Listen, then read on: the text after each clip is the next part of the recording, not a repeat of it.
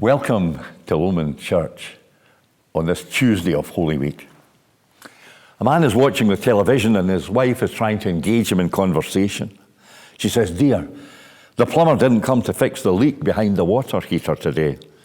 He says, "Uh-huh." "The pipe burst today and flooded the basement." He said, "Shh, I'm watching the football." "Oh, that should have been a penalty. Can you get me a beer?"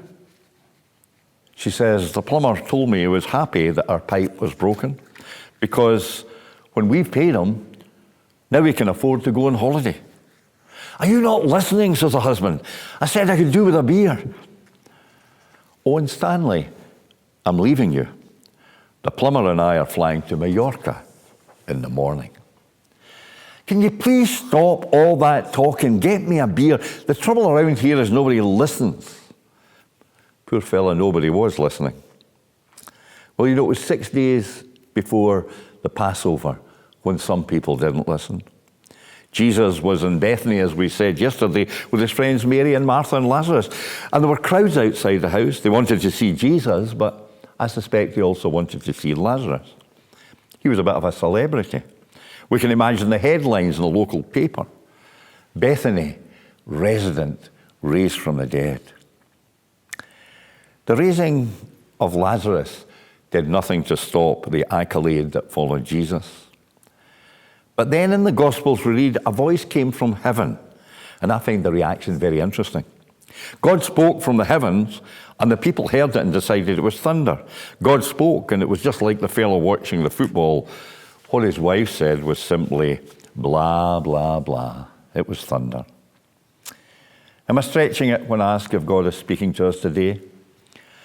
I'm sure you will agree with me that what is happening is a wake-up call for us as individuals, as a community, as a church.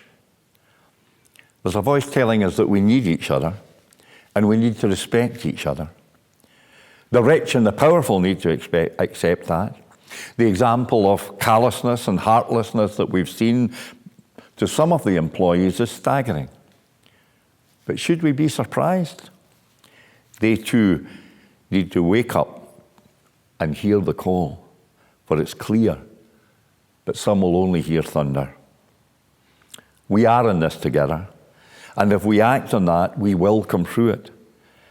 But I do believe that we will one day look back on this, and lessons will have been learned. Lessons need to be learned. We will know what matters. New priorities will be established.